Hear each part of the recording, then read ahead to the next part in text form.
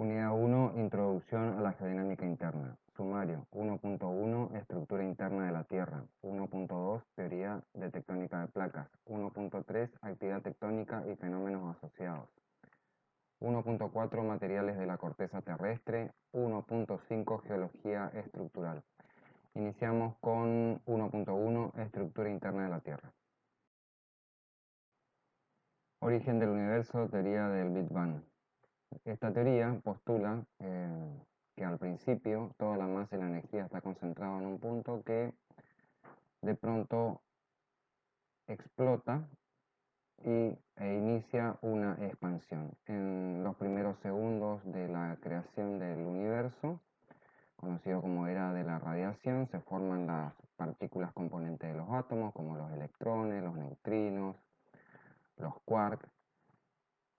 Pasados esos primeros segundos, se inicia la creación de los átomos más simples y así sucesivamente para ir pasando a átomos cada vez más complejos, estructuras complejas como sistemas estelares, estrellas, planetas, hasta tomar 15.000 millones de años después la configuración tal y cual la conocemos con nuestro sistema solar y nuestro planeta. Por supuesto, todas las subpartículas y partículas existentes en el universo forman parte en mayor o menor medida de todos los elementos que componen nuestro planeta. Hace unos 10.000 millones de años, por atracción gravitatoria, se forma nuestro sistema solar que toma forma de disco y se inicia la condensación de gases y la solidificación de hierro y silicatos. Hace unos 5.000 millones de años se forman los protoplanetas o planetesimales. Hace unos 4.700 o 4.500 millones de años se originan los planetas y hace unos 4.300 o 4.100 millones de años los planetas de nuestro sistema solar alcanzan su tamaño máximo y se dan cambios en su estructura para tomar la configuración actual. Origen del sistema solar. Se postula que existe una nébula, o sea, una nube de polvos y gases sobrecalentados a muy alta temperatura. En el centro existe la mayor temperatura, que es donde estará el futuro Sol de nuestro sistema solar, y hacia el exterior la temperatura es menor. Existe un gran porcentaje de hidrógeno y helio, y en menor proporción existen elementos como el silicio, el hierro, el magnesio, el aluminio y el calcio. El centro de la nébula se contrae y se calienta por gravedad. Se inicia un proceso de fusión nuclear y esto origina el Sol. La creación del Sol genera un viento solar que arrastra las partículas más livianas como los gases, iniciándose una diferenciación entre los planetas de mayor densidad más cercanos al Sol y los planetas exteriores de menor densidad más alejados del Sol. Existen entonces planetas interiores más cercanos al Sol y planetas exteriores más alejados del Sol debido a los fenómenos explicados anteriormente. Nuestro planeta, la Tierra, forma parte de los planetas interiores. Las características comunes de los planetas interiores es que están formados por rocas, básicamente compuestos por minerales silicatos y con núcleos de hierro. Carecen de atmósferas o tienen una atmósfera de masa despreciable comparada con la masa sólida. En cambio, los planetas exteriores están constituidos por gruesas capas atmosféricas de hidrógeno o de helio y sus núcleos son rocosos o metálicos. Si vemos comparativamente algunos valores de los planetas interiores comparados con los exteriores, la Tierra tarda 365 días aproximadamente en dar un giro completo alrededor del Sol. Tiene un diámetro de unos 13 kilómetros, 12,7 kilómetros, y una densidad de alrededor de una densidad media de 5,5. Si lo comparamos con un planeta exterior como Saturno, vemos que este planeta tiene una densidad de 0,7, o sea, mucho menor que la del agua.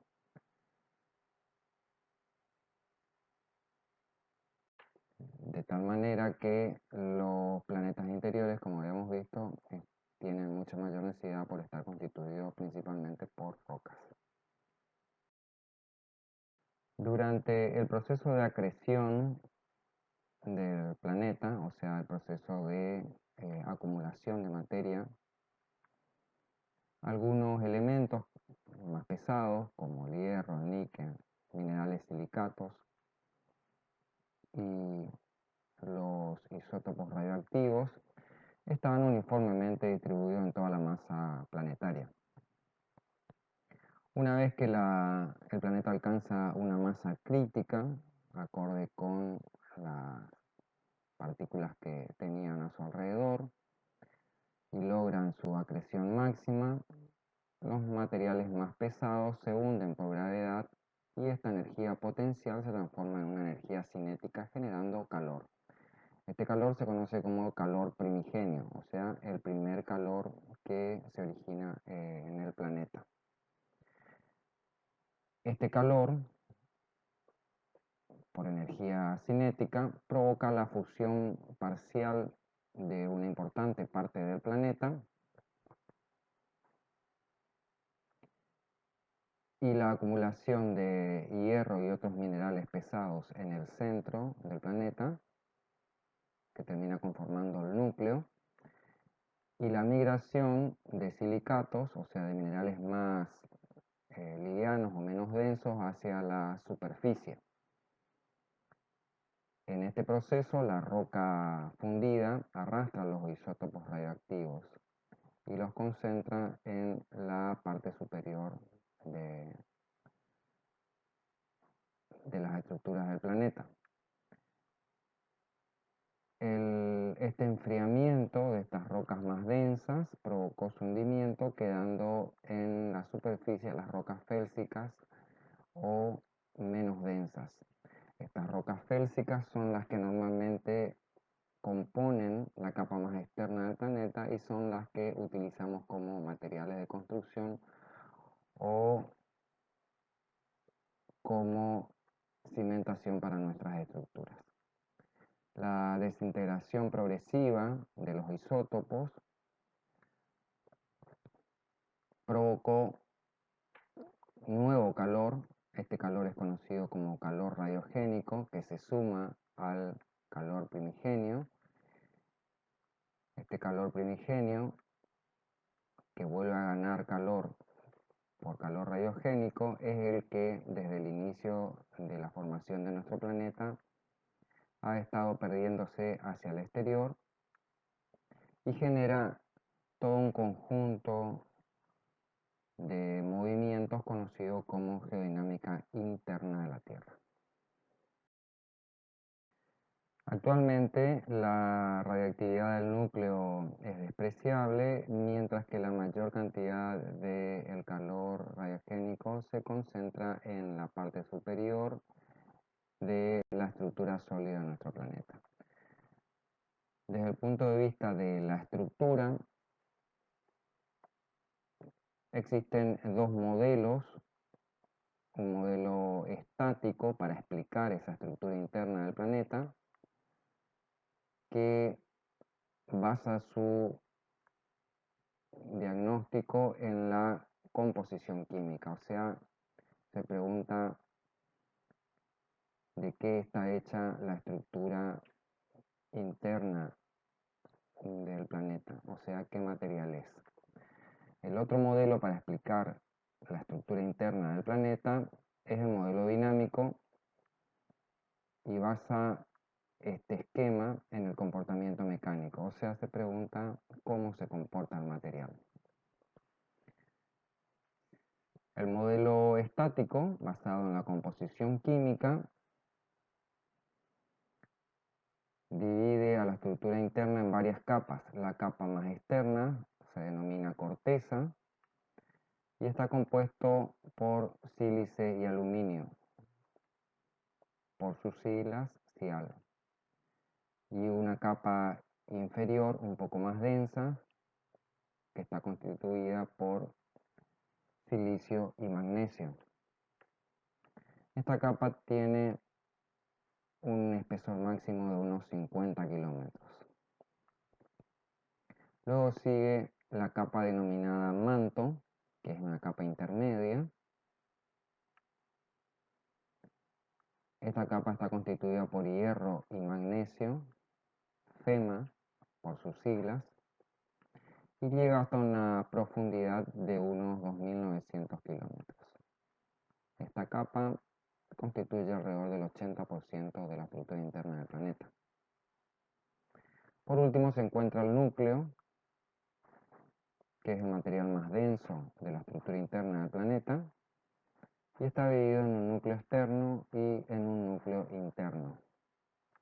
El núcleo externo llega hasta una profundidad de unos 5.100 kilómetros y a partir de allí hasta unos 6.370 kilómetros se encuentra el núcleo interno del planeta.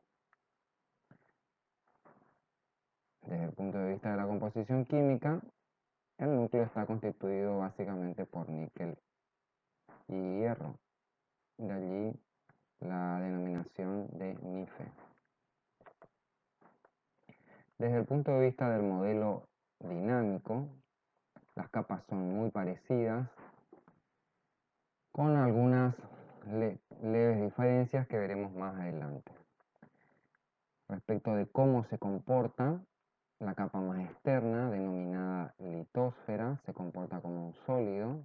La capa intermedia tiene un comportamiento de sólido y líquido, ya que presenta zonas o regiones importantes en estado fundido y otras en estado sólido.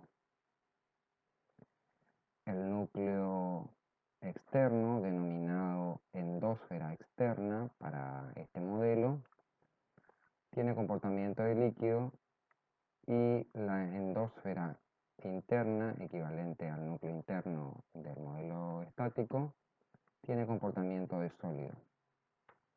Lo otro que se observa es que la densidad relativa aumenta desde la superficie hacia el interior. Como habíamos visto, el material de mayor densidad por gravedad se había hundido acumulándose en el interior. En el interior, la endosfera, tenemos densidades de entre 11 y 14, densidad relativa de entre 11 y 14, mientras que en la superficie o cercana a la superficie, en la capa denominada litosfera, la densidad es de entre 2,7 y 2,9.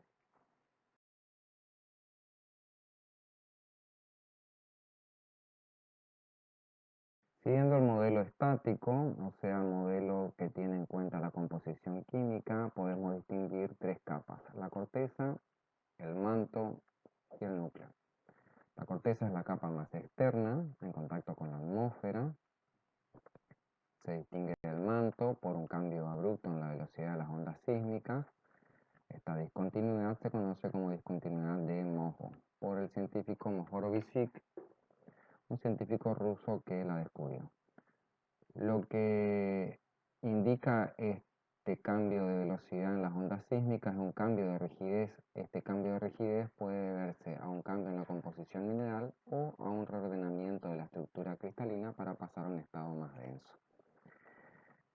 La corteza continental, habíamos visto que es menos densa y puede alcanzar profundidades de hasta 50 kilómetros, mientras que la corteza oceánica, mucho más densa, sin embargo es mucho más delgada, puede alcanzar valores en profundidad de hasta unos 10 kilómetros. En la corteza continental pueden distinguirse una capa superior, conformada por roca félsica, menos densa, y una capa inferior compuesta por roca máfica o basáltica, más densa que la anterior. La corteza oceánica puede distinguirse una capa superior, formada por sedimentos poco consolidados, una capa intermedia conformada por lava basáltica y sedimentos también poco consolidados, y una capa inferior conformado por roca basáltica,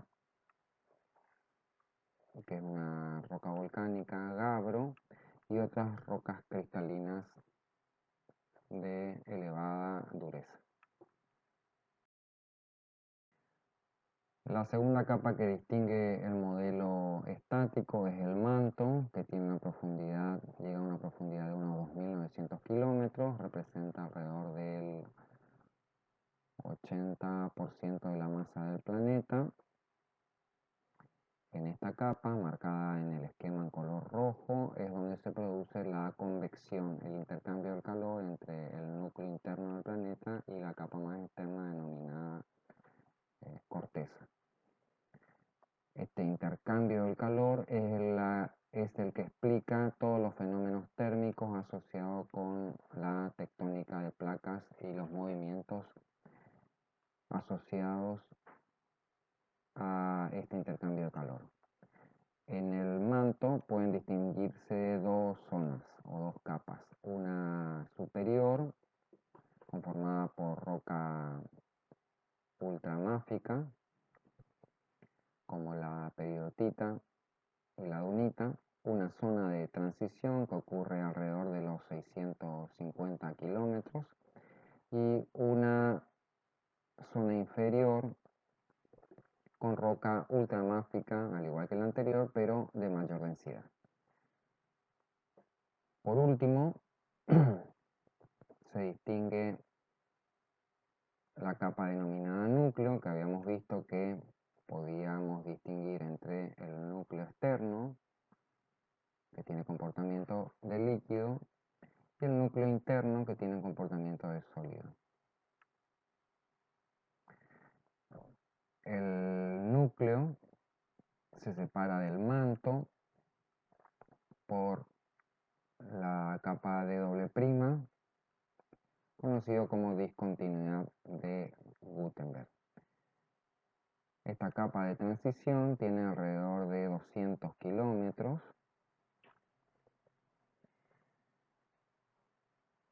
Y por último, el núcleo se separa el núcleo en dos, el núcleo externo y el interno, por la discontinuidad de Lehmann, en el que se pasa de un estado líquido a un estado sólido.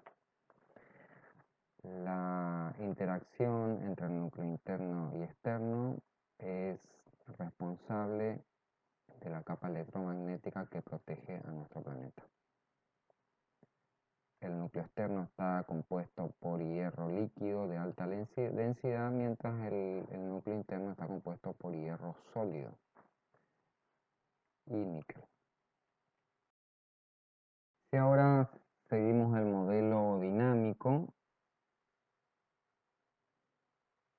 en este modelo se diferencian tres capas: la litósfera, la mesósfera y la endósfera, equivalente a corteza, manto y núcleo del modelo estático. Presenta leves diferencias respecto del modelo estático o químico.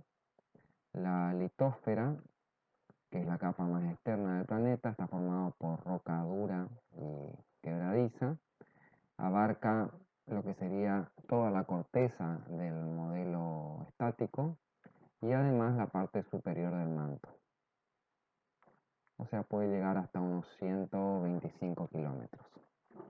Inmediatamente debajo de la capa conocida como litósfera, la capa más externa. Desde la década del 60 y hasta fines del siglo XX se postulaba la existencia de la astenósfera, que es una capa global que se ubica en la parte superior del manto. Tiene comportamiento viscoelástico. En la década del 90 y hasta la actualidad, algunos estudios geotécnicos y con tomografía han demostrado que no existe, digamos, esta capa a nivel global, y como conclusión, estas masas en proceso de fusión, que implican una baja en la velocidad sísmica, existen a nivel local o regional, pero no constituyen una capa como se postulaban anteriormente. La tendencia actual entonces es a tratar de descartar la existencia de esta capa, pero en la bibliografía se la sigue nombrando para explicar los fenómenos de la dinámica interna. Habíamos visto entonces que la capa intermedia, conocida como manto o mesósfera, justamente debido a que se postulaba la existencia, digamos, de esa capa astenósfera hasta el siglo pasado, se entendía el proceso de convección o de circulación, intercambio de calor entre el núcleo y la capa externa, como un proceso de convectivo, o sea, de circulación de material y energía como si fuera un fluido que se calienta, se dilata, pierde densidad y por ello asciende, llega hasta la superficie, sale en forma de volcanes o coladas de material a alta densidad y muy fluido. En la superficie circula, se enfría y en determinados puntos del planeta vuelve a ingresar, en donde vuelve en el proceso de descender a ganar temperatura, volver a calentarse, dilatar y volver a salir. Este proceso es conocido como ciclo convectivo o convección del manto. En este esquema de funcionamiento, las dorsales submarinas es el lugar donde tiene ascenso el material a altas temperaturas, y las fosas oceánicas es el lugar donde ocurre el ingreso o reingreso del material ya enfriado. A partir de la década del 90 y hasta la actualidad, este esquema de funcionamiento simplificado se entiende como más complejo y considera que el ascenso convectivo no es a través de una columna, sino es más difuso y no se limita simplemente a determinados lugares como las dorsales. Se introduce también el concepto de cataratas subductivas, en el que el material reingresa, y aparecen además otros puntos conocidos como superplumas, que son zonas de excesivo calor que también pueden llegar hasta las capas externas sin que necesariamente coincidan con las dorsales submarinas. Este esquema de funcionamiento puede observarse en la figura derecha. En la parte superior, el esquema A representa un corte del planeta y el esquema B representa la vista en planta del planeta. Pueden distinguirse las figuras sur, representativas del continente americano, y aquí el continente euroasiático. Visto desde arriba, existen zonas sobrecalentadas aquí en color rojo. Esas mismas zonas, que en el esquema A las vemos en corte, vemos que existen zonas difusas de elevado calor que llegan a ascender y zonas difusas en donde se pierde la temperatura y el material está en estado sólido. El esquema entonces es el mismo concepto de circulación por convección, pero un esquema menos simple que esto, sino que se trata de un esquema de circulación más difusa. Calor y gravedad entonces pueden explicar todo el conjunto de procesos de la teoría tectónica de placas asociada con la convección o intercambio de calor entre el interior del planeta y su capa más externa. Vemos a continuación el tema 1.2, teoría de tectónica de placas.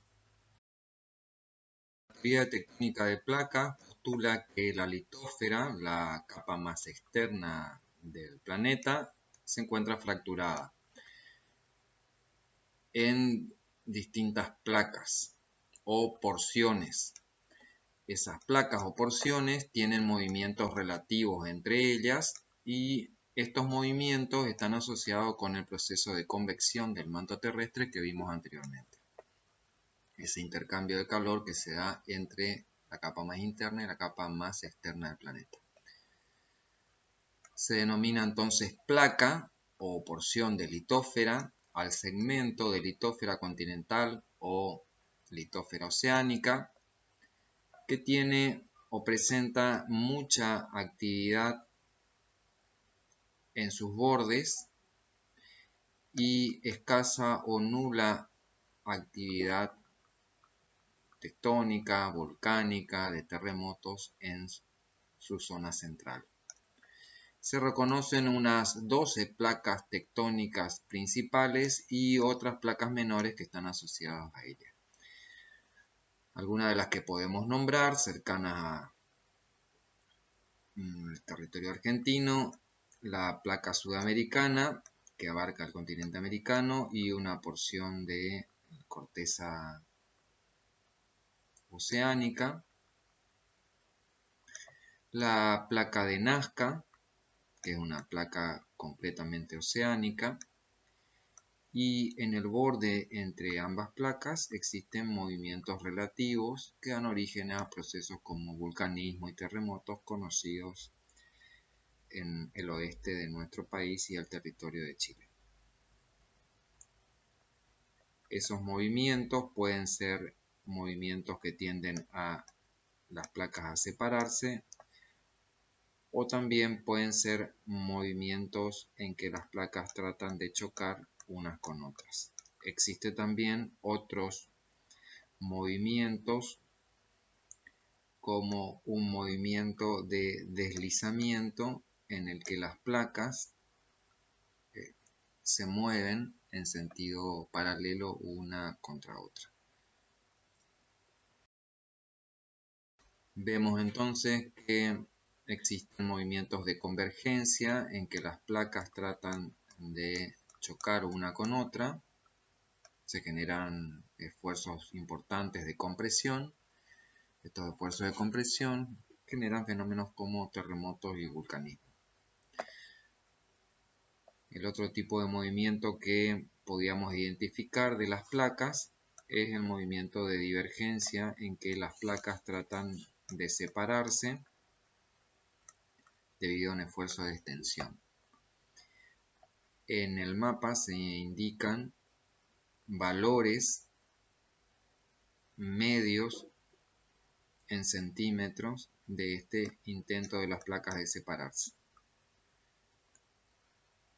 En el caso de la placa indo-australiana con la placa antártica, tiene valores de entre 7 a 7,5 centímetros por año de separación. En un caso más cercano, la placa sudamericana con la placa de Nazca tienden a converger, o sea, a chocar una con otra en relación de 11 centímetros por año. También podríamos encontrar los movimientos de transcurrencia o de deslizamiento de una placa respecto de otra. Este movimiento lateral es generado por esfuerzos de cizalla o de corte.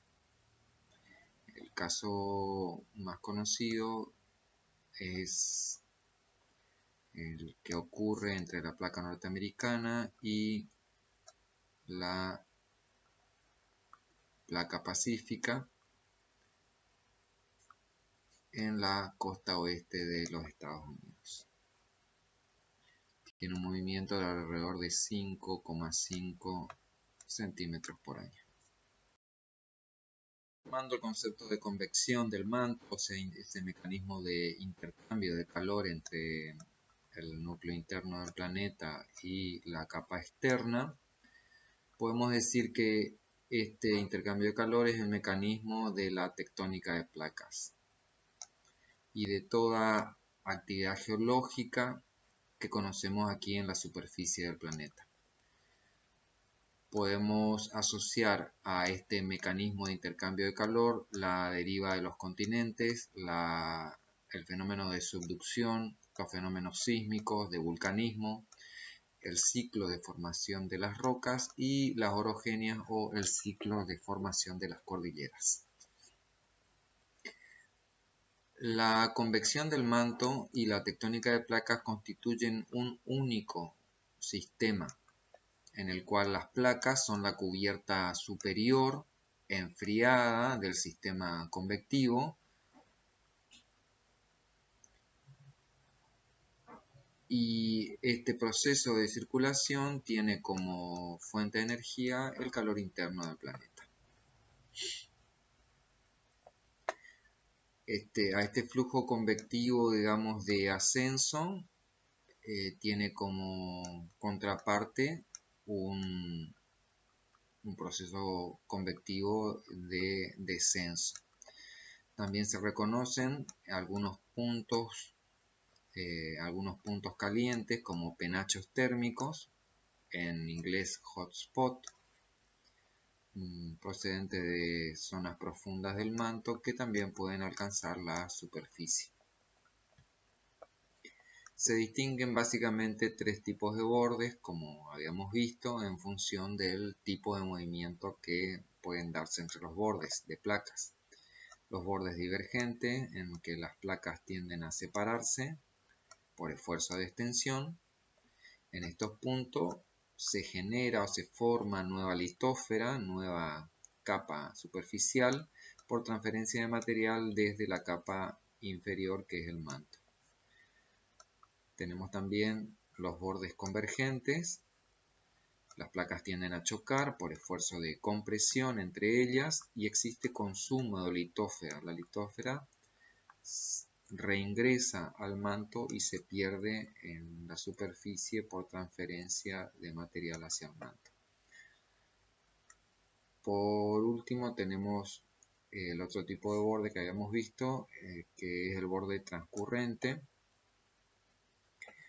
Las placas deslizan una al lado de la otra por esfuerzo de corte o cizalla, y en este caso no existe ni consumo de material ni ganancia de material porque no hay intercambio entre el manto y la litósfera. Si vemos ahora el proceso de subducción, este proceso de consumo de litósfera por intercambio de material desde la superficie hacia el manto, podemos decir que una placa litosférica puede experimentar acreción, o sea, crecimiento por aporte de material desde el interior, o también puede experimentar consumo o pérdida de material por hundimiento hacia el manto. Este último proceso es el que se conoce como subducción. Una placa de mayor densidad, como por ejemplo una placa oceánica, que es más delgada y más densa, puede hundirse por debajo de otra continental menos densa y de esta manera ingresar hacia el manto. Esto es lo que se conoce como subducción. Esta laja litosférica que desciende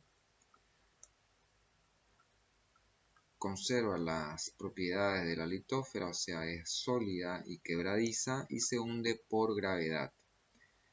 Si ingresa lo suficiente y va ganando temperatura, puede fundirse y convertirse en un material fundido de alta temperatura, fluido de alta temperatura conocido como magma. Una vez que se funde, gana calor y se dilata y por lo tanto se hace menos denso y puede volver a ascender, cerrando el ciclo de consumo y acreción del material hacia la superficie. Como ejemplo de bordes convergentes, tenemos tres posibles casos. El caso más clásico es una placa oceánica más delgada y más densa que se hunde por debajo de una placa continental menos densa y más gruesa. Este es el caso de la placa de Nazca con la placa sudamericana,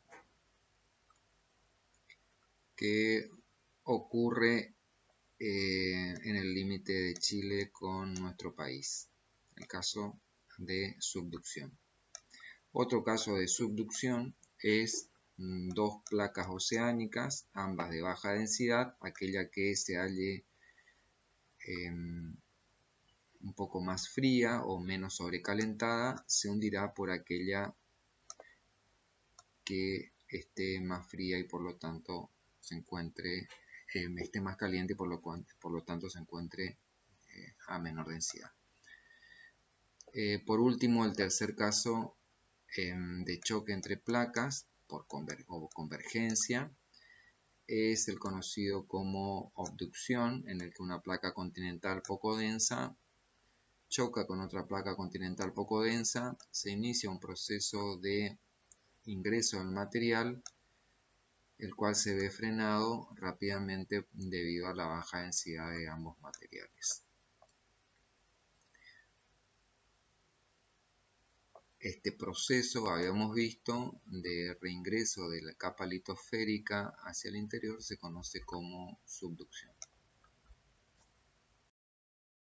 Un ejemplo de borde divergente, las placas tratan de separarse. Debido a esta separación hay un adelgazamiento de la corteza, puede ingresar el mar y este adelgazamiento permite que el material del manto, de la capa inferior, sobrecalentado, pueda alcanzar la superficie y salir de manera que conocemos la superficie como lava.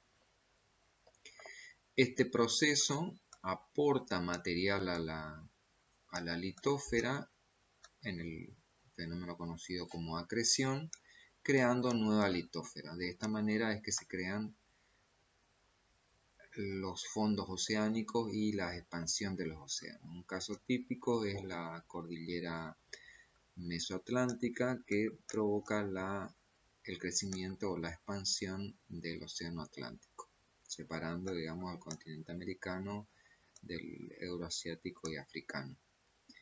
Un proceso conocido actualmente de formación de adelgazamiento de corteza y acreción de material se da en África, en el Cuerno de África, en el que ese adelgazamiento provoca el ingreso de agua y la formación de grandes fallas. Puede verse la corteza original y aquí en forma hundida la corteza adelgazada, más fina, que permite el ingreso de agua, y por este adelgazamiento en el futuro podrá salir material provocando la creación de un nuevo mar o un nuevo océano. movimiento que habíamos hablado es el que ocurre en los bordes transcurrentes, en el que hay un deslizamiento en paralelo de las placas. Este deslizamiento genera una serie de fallas. La más conocida es la falla de San Andrés, en el que una parte del movimiento tiene sentido norte y otra parte del movimiento, la que corresponde al continente, tiene sentido sur, provocando una serie de fallas que, por supuesto, como las otras anteriores, generan una serie de inconvenientes al momento de realizar obras civiles. Tuso Wilson fue un científico que estudió los distintos movimientos y bordes de placa y postuló que se trataba de un ciclo que se repite una y otra vez, conformando distintos movimientos y por lo tanto distintos tipos de bordes. Podemos iniciar la explicación del ciclo con un continente que tiene una corteza de mayor espesor, lo cual provoca una concentración del calor en la parte superior del manto. Este calor resquebraja la corteza y la adelgaza, formando lo que se conoce como un rift. Este adelgazamiento y resquebrajamiento de la corteza permite el ingreso de agua superficial y la salida del material sobrecalentado en el manto hacia la superficie, conformando el proceso de acreción o de aporte de material desde el manto hacia la corteza. Este proceso de salida del calor y del material lo conocemos como lava. Este material, una vez que se va enfriando, inicia un proceso de expansión que se va moviendo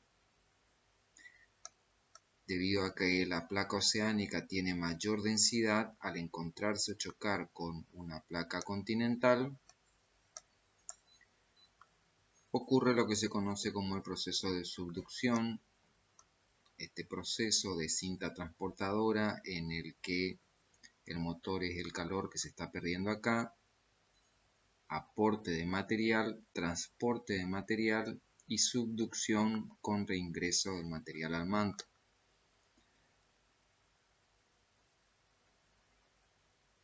Este proceso de aporte de material expande el fondo de los océanos y genera la deriva continental. Si esta expansión continúa, dos continentes pueden colisionar, provocando el movimiento de abducción o de choque de dos placas continentales de menor densidad y la formación, por ejemplo, de una cordillera. Nuevamente la corteza gana en espesor y este mayor espesor hace que el calor vuelva a acumularse debajo de la corteza continental. Una vez que se gana suficiente calor, puede iniciarse el proceso nuevamente de adelgazamiento, formación de rift, reingreso del material, salida del material, acreción, transporte del material como si fuera una cinta transportadora, subducción y reingreso del material. Este ciclo continúa en tanto el planeta tenga calor interno como para perderlo hacia la superficie. Otra teoría diferente de la teoría tectónica de placas es la teoría de la isostasia. Esta teoría también explica algunos movimientos que se originan en nuestro planeta, pero aquí tiene no solo protagonismo el calor interno del planeta, sino también la geodinámica externa del planeta.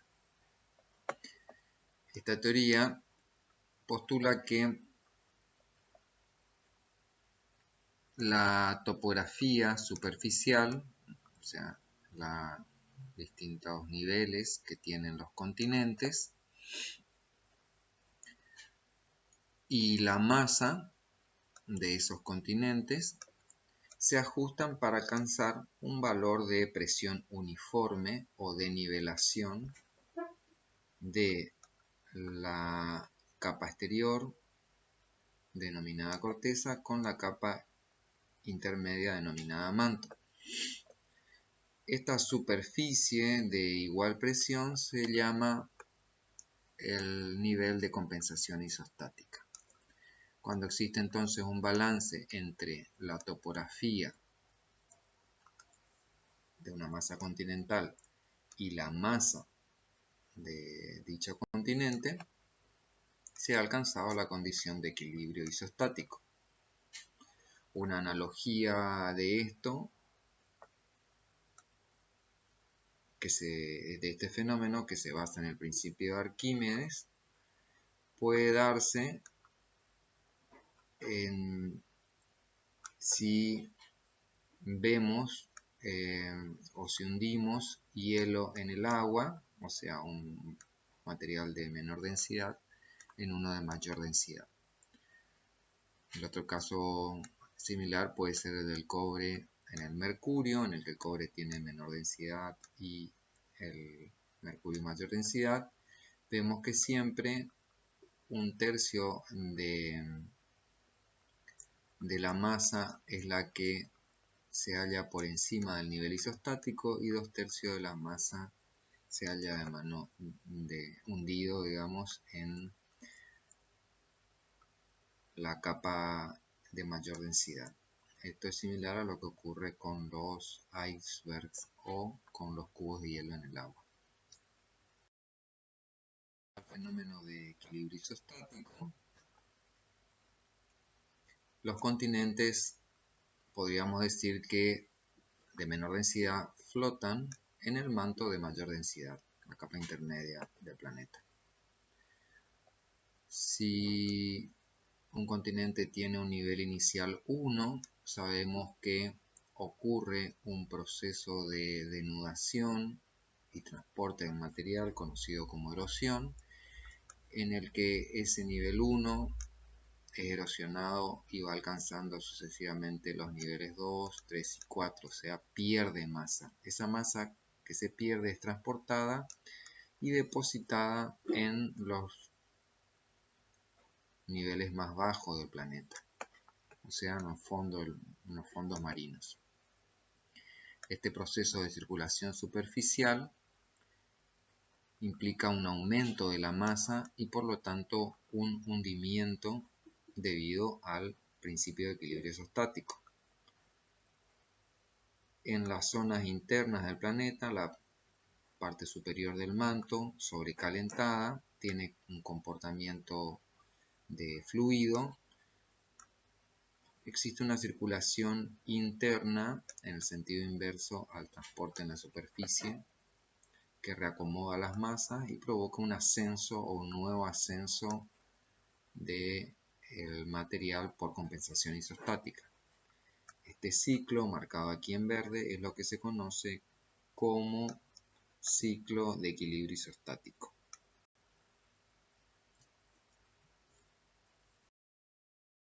Ese ciclo de equilibrio isostático es el que provoca el ascenso isostático en algunas costas como la Patagonia Argentina, en el que pueden verse sucesivos niveles de equilibrio y de ascenso continental debido justamente a ese proceso erosivo transporte de material y circulación interna por equilibrio isostático. 1.3 Actividad tectónica y fenómenos asociados. Terremoto. Podemos definir el terremoto como un temblor en la superficie terrestre producido por el paso de ondas sísmicas.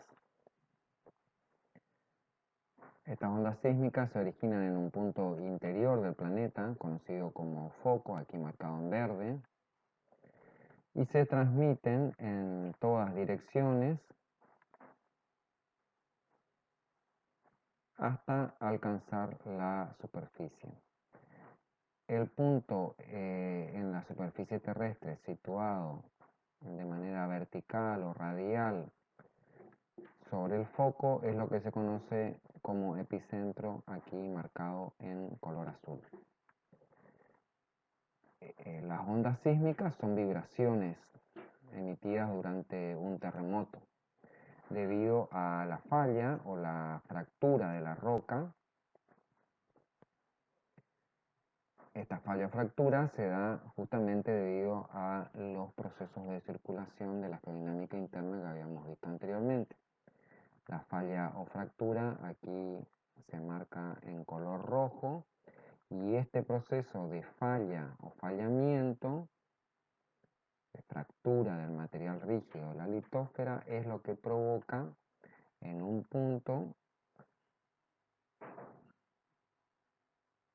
la formación de ondas expansivas conocidas como ondas sísmicas, que se transmiten hacia el interior del planeta, pero también llegan a la superficie. La mayoría de los terremotos se producen a lo largo de una falla, ¿no es cierto? Marcada aquí en color negro.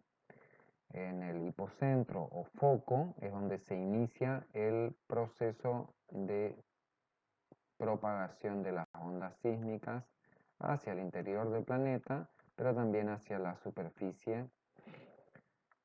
Habíamos visto que el punto inmediatamente ubicado sobre la vertical o el radio más corto hacia la superficie es conocido como epicentro. Y las ondas sísmicas se marcan aquí en color naranja. Habíamos visto entonces que los terremotos se producen a lo largo de una falla, que puede ser una fractura reciente o nueva, pero también a lo largo de una falla que ya existe, que vuelve a reactivarse debido a los movimientos de las placas tectónicas. Este movimiento genera fricción y cuando la fricción supera la resistencia de la roca, esta se rompe y provoca las ondas sísmicas. Esas ondas sísmicas, cuando llegan a la superficie, ocasionan el fenómeno conocido como terremoto.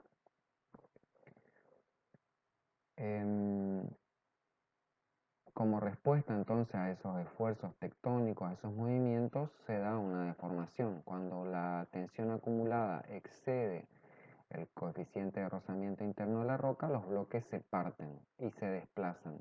Y esto provoca justamente las ondas sísmicas que generan el terremoto. Los terremotos, por supuesto, ocasionan graves daños a las obras civiles en las superficies. En función de su foco, los terremotos pueden ser clasificados en foco somero, foco intermedio o foco profundo. Los terremotos de foco somero ocurren en bordes convergentes, en bordes divergentes y en bordes transcurrentes. Ocurren siempre en la litósfera y a profundidades no mayor que 50 kilómetros, o sea, el espesor de una placa continental. Particularmente en zonas de subducción, en bordes convergentes, pueden ocurrir terremotos de foco intermedio y terremotos de foco profundo. Estos terremotos no pueden darse en los bordes divergentes ni tampoco en los bordes transcurrentes. Los terremotos de foco intermedio son aquellos que se dan en bordes convergentes, hemos visto, en profundidades ya correspondiente al manto de entre 50 y 240 kilómetros, pero son originados principalmente en la placa litosférica rígida que ingresa al manto.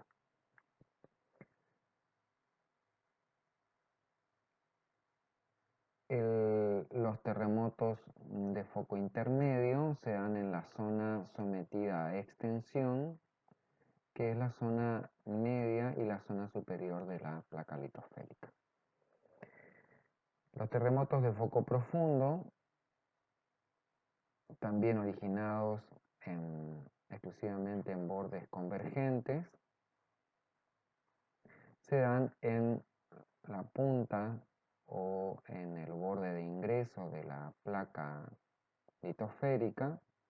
Esta zona está sometida a compresión y se encuentra a profundidades dentro del manto de entre 300 y 650 kilómetros.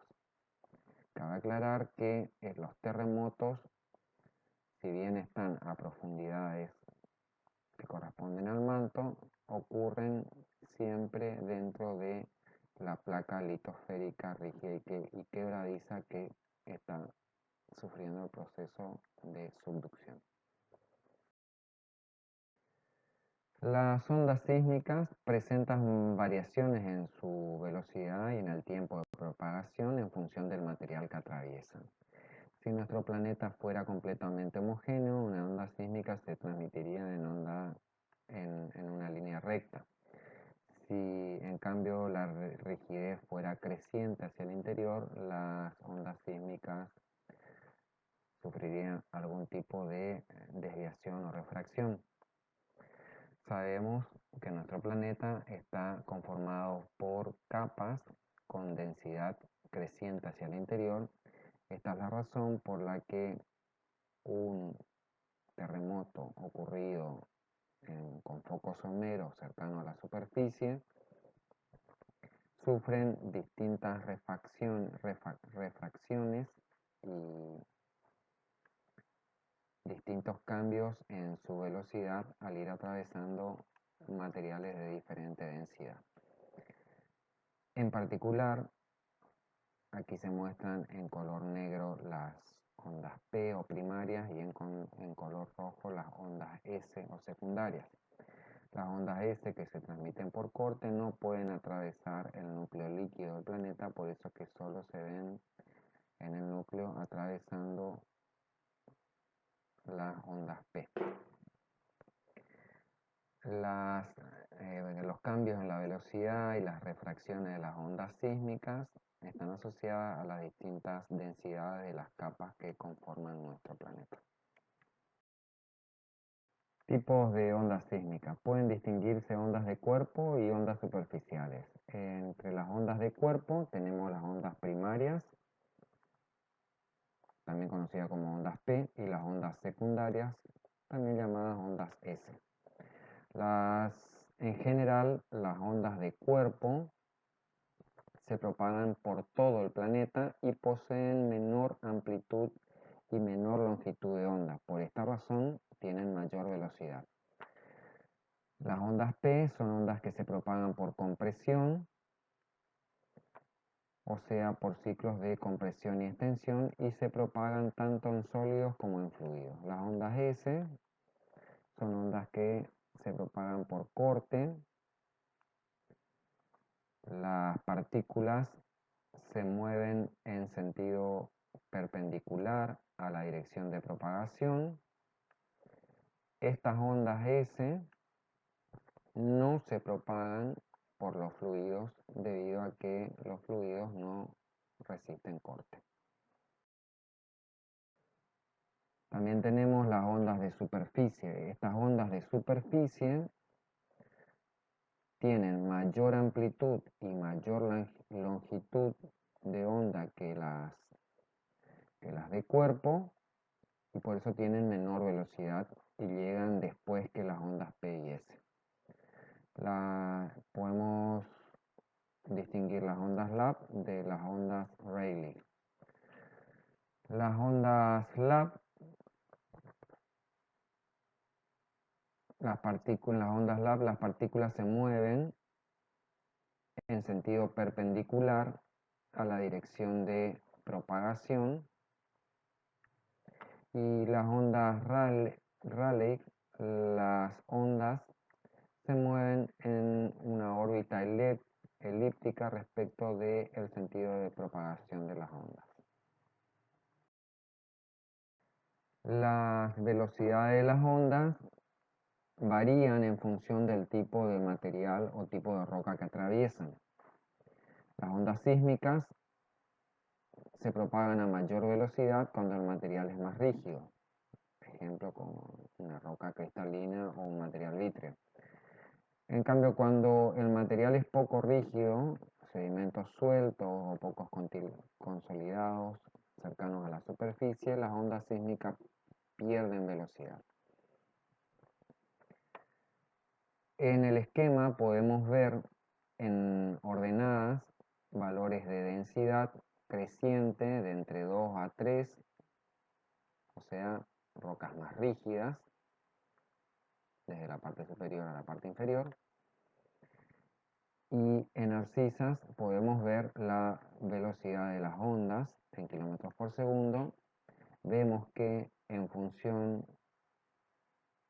del aumento de la densidad, las ondas P aumentan también su velocidad.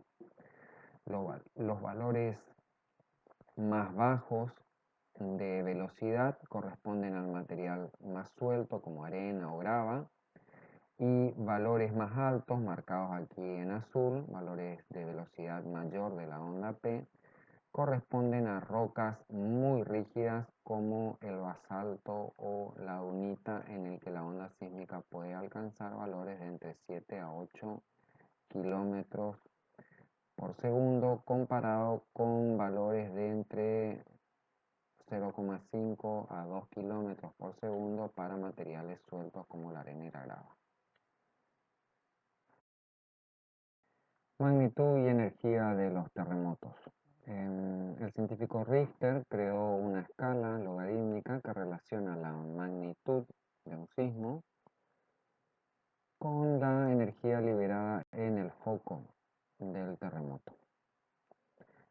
Tiene valores que van desde 0 hasta 8,5.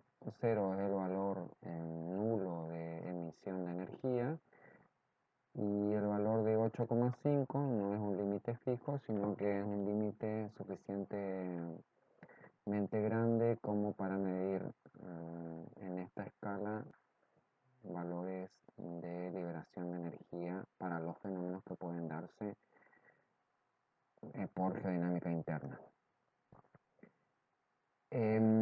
La escala diseñada por Richter relaciona la amplitud entre las ondas P y S, medido en vertical aquí.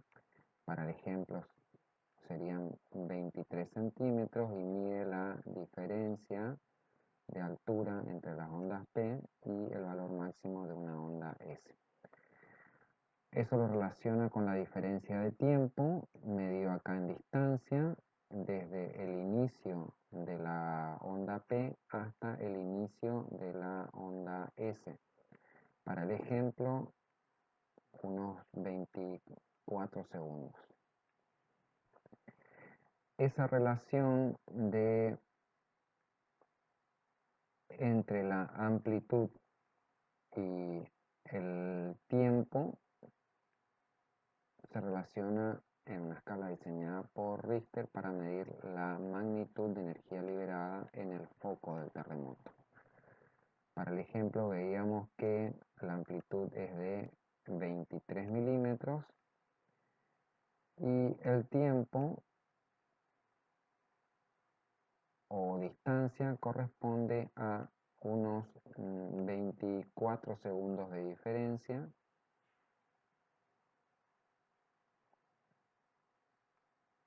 Si se unen esos 24 segundos de diferencia con los 23 milímetros de amplitud, en la escala de Richter representan un valor de magnitud 5. Habíamos visto entonces que se trata de una escala logarítmica, por lo tanto los valores de menores que 3,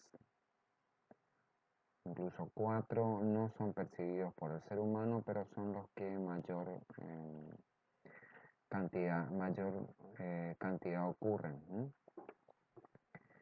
Cerca de 1 millón de movimientos por año, mientras que aquellos de mayor magnitud son menos frecuentes.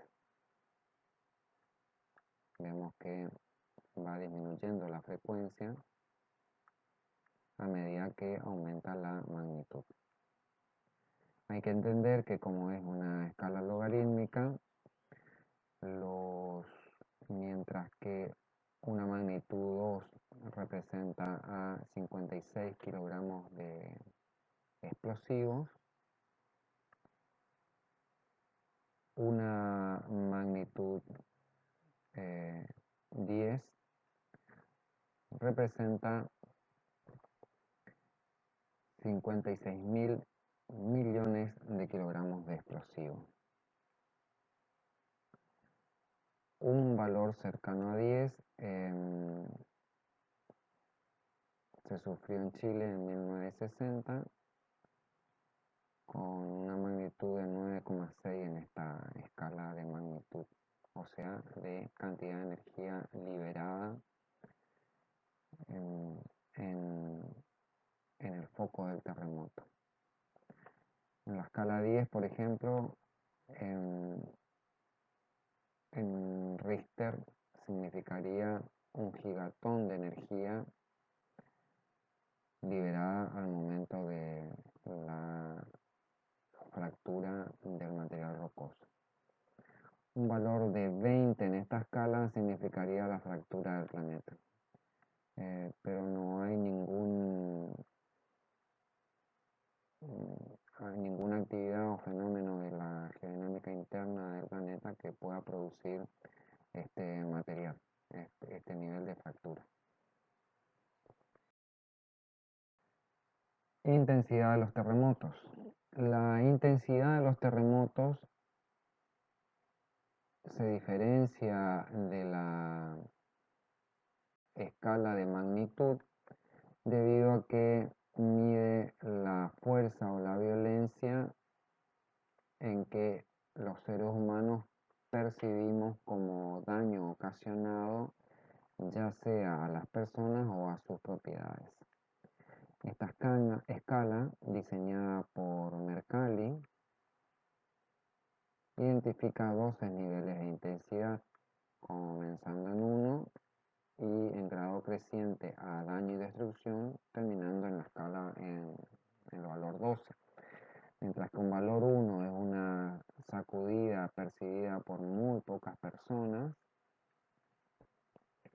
una escala 12 implica una destrucción total con muy pocos sobrevivientes, objetos lanzados hacia arriba y perturbaciones en cotas o niveles en los ríos y lagos.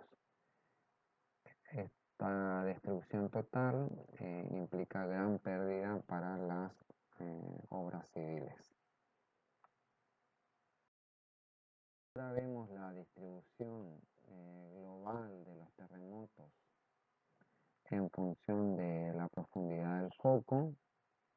Vemos que en rojo los de foco somero, aquí marcado, coinciden, por ejemplo, con bordes divergentes.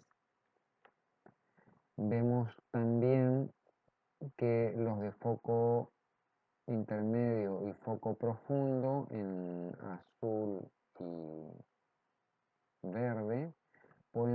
solamente en los lugares donde existe, en bordes convergentes donde existe subducción, en que tenemos en rojo los bordes de los bordes convergentes, los terremotos de foco somero, y en colores oscuros como el verde, los intermedios y los azules que indican los focos profundos. En nuestro país, el instituto encargado de el monitoreo y prevención de sismos es el INPRES, Instituto Nacional de Prevención Sísmica. Este instituto produce mapas que se muestran en pantalla en la que se identifican focos de terremotos o zonas de riesgo sísmico. En el mapa de la izquierda podemos ver en color rojo los terremotos de foco somero de poca profundidad, en azul los de foco intermedio y en verde los de foco profundo que ocurren entre 450 y 700 kilómetros de profundidad en la zona central de nuestro territorio. También el INPRES produce este tipo de mapas de zonas de riesgo sísmico, muy utilizada en ingeniería para el dimensionamiento de obras civiles. Los colores claros indican riesgo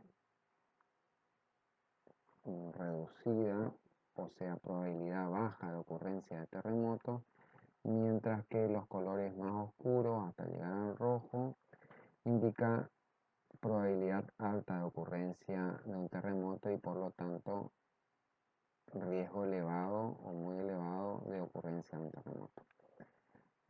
Podemos ver que en la zona del NEA, que abarca Formosa, Chaco, Corrientes, Misiones y el norte de Santa Fe, la zonificación sísmica tiene una peligrosidad o riesgo muy reducido, o sea, una baja probabilidad de ocurrencia de terremoto. A manera de ejemplo de la actividad tectónica asociado a los bordes de placas, podemos ver cómo las obras civiles son afectadas gravemente. Aquí se muestra el deslizamiento de la carretera en Tijuana, en México, en el 2017, debido justamente a un fenómeno de terremoto.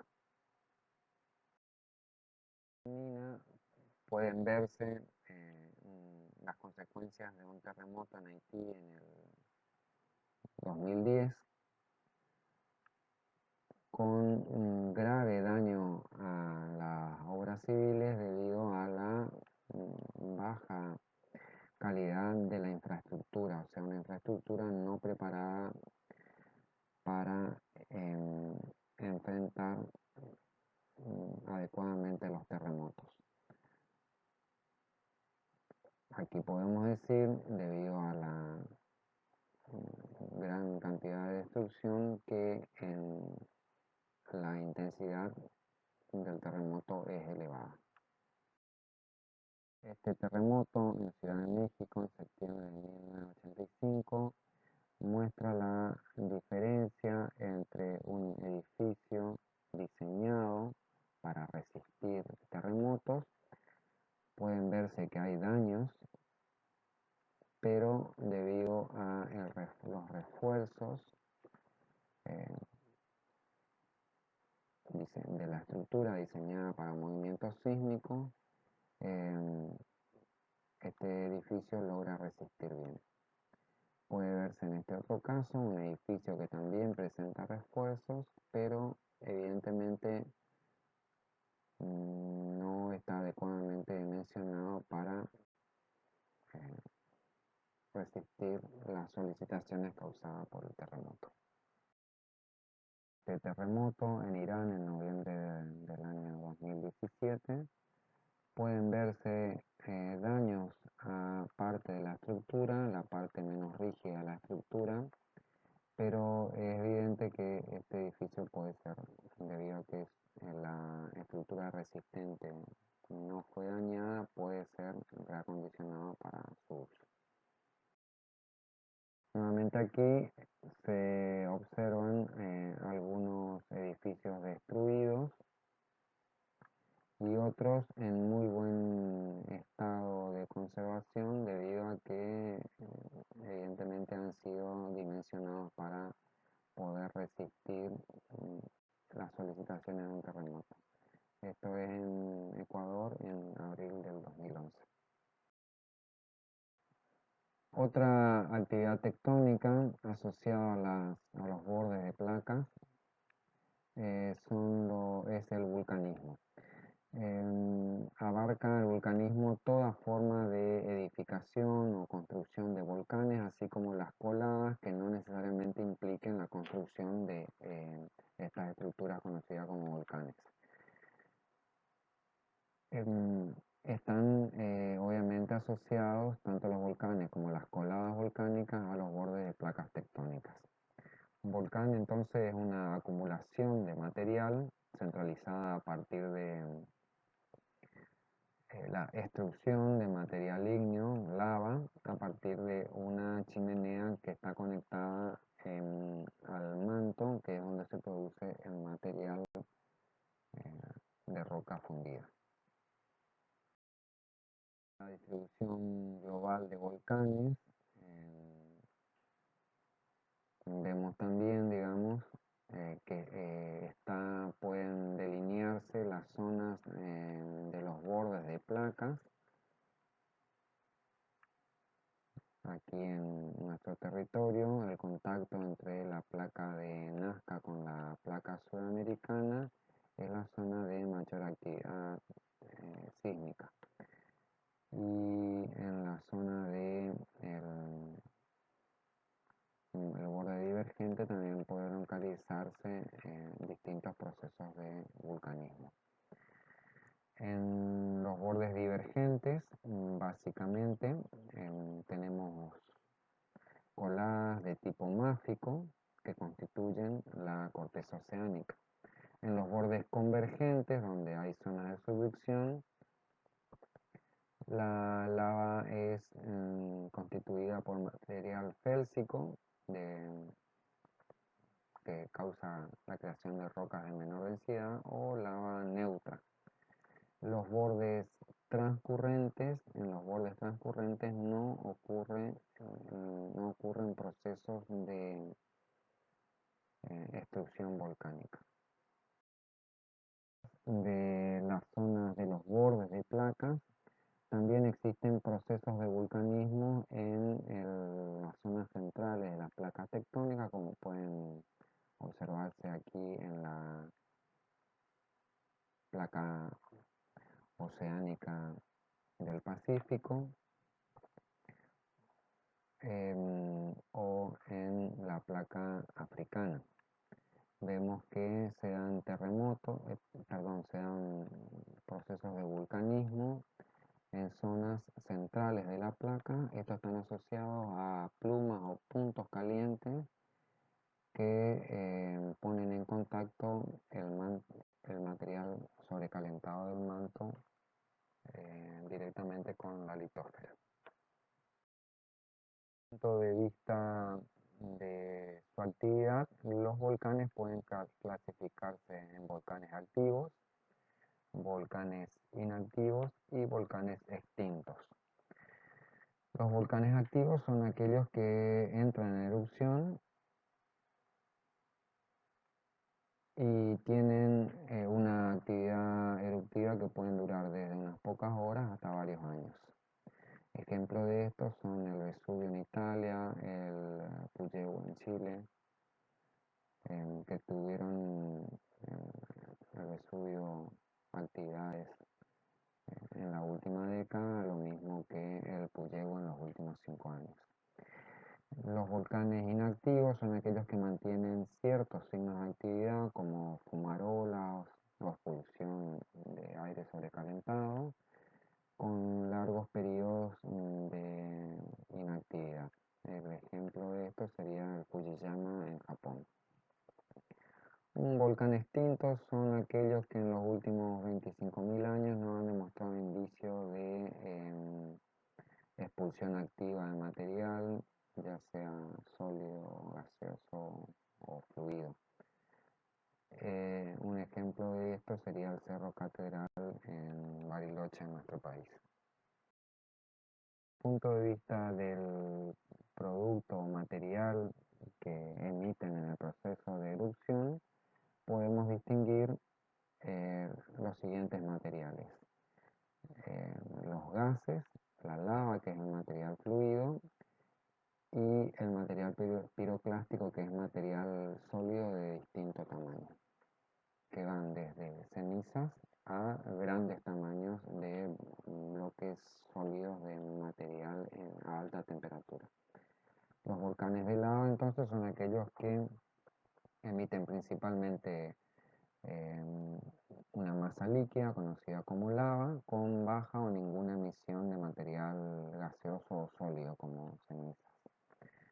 Los volcanes de ceniza son aquellos que emiten principalmente gases y material sólido como las cenizas y otros materiales piroclásticos, pero poco o nada de lava. Y los compuestos son los que emiten los tres tipos de materiales, el líquido, el gaseoso y el sólido, como ser la lava, gases y vapores y cenizas y otros materiales sólidos.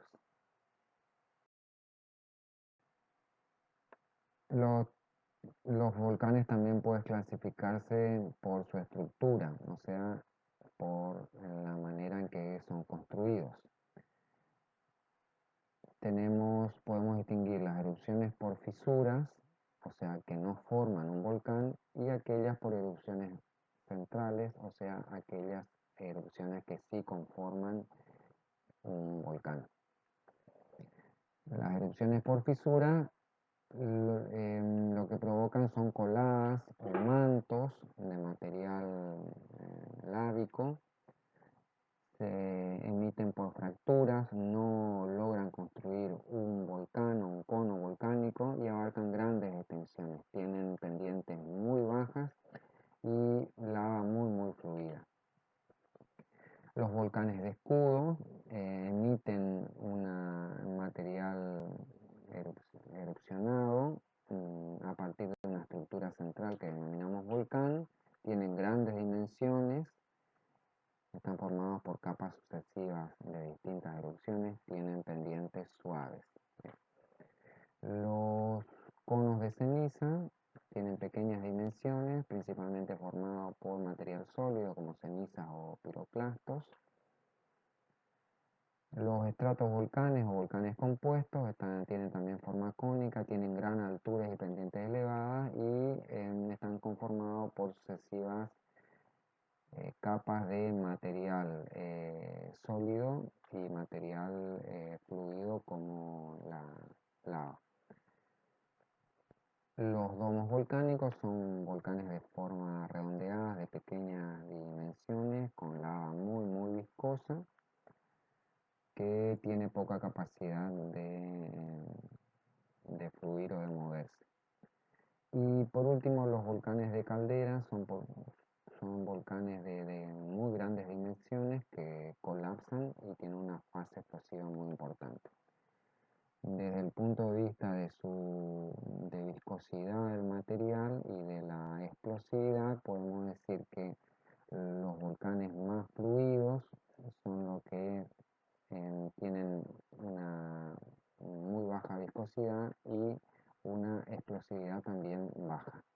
Mientras que en la medida que la viscosidad aumenta, también aumenta la explosividad, siendo los domos volcánicos, las calderas, los volcanes más peligrosos por su explosividad. En esta filmina pueden verse los diagramas simplificados con valores de viscosidad bajos para la parte superior, un material muy fluido que no logra formar un cono, y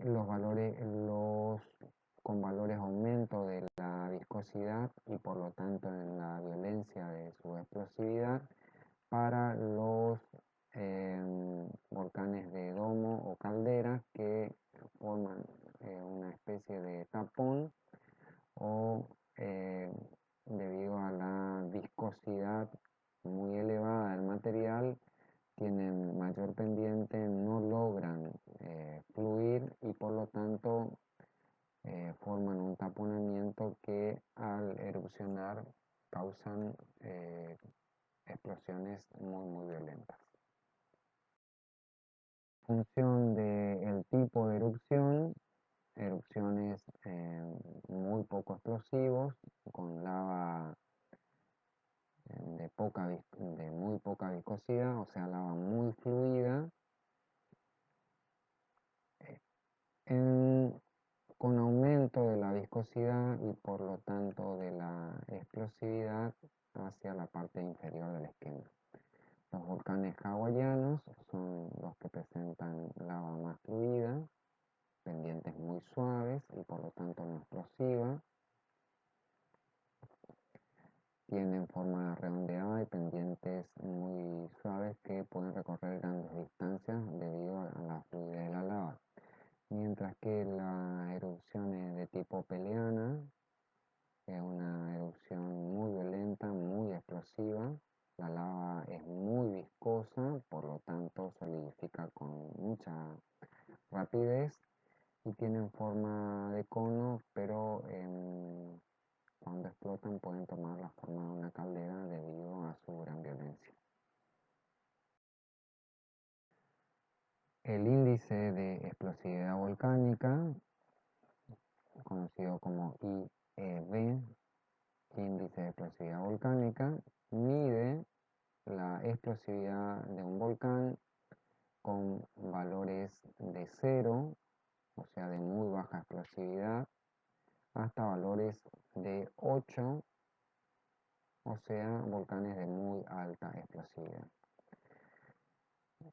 La clasificación clásica, los valores de 0 corresponden a un tipo de erupción hawaiana no explosiva, mientras que los valores más explosivos, más violentos, corresponden a la clasificación como eh, pliniana o ultrapliniana, que son volcanes que arrojan una enorme cantidad de material, hasta 1000 kilómetros cúbicos de material. Y en cuanto a la columna eruptiva, mientras que los valores de una erupción hawaiana no superan los 100 metros de altura, la columna explosiva de una ultrapliniana pueden alcanzar hasta 25 kilómetros, ingresando muy profundo en la atmósfera terrestre. En cuanto a la actividad tectónica, terremotos y vulcanismo asociados, en este mapa digital de la actividad terrestre pueden observarse fuertemente asociados a los bordes de placas los fenómenos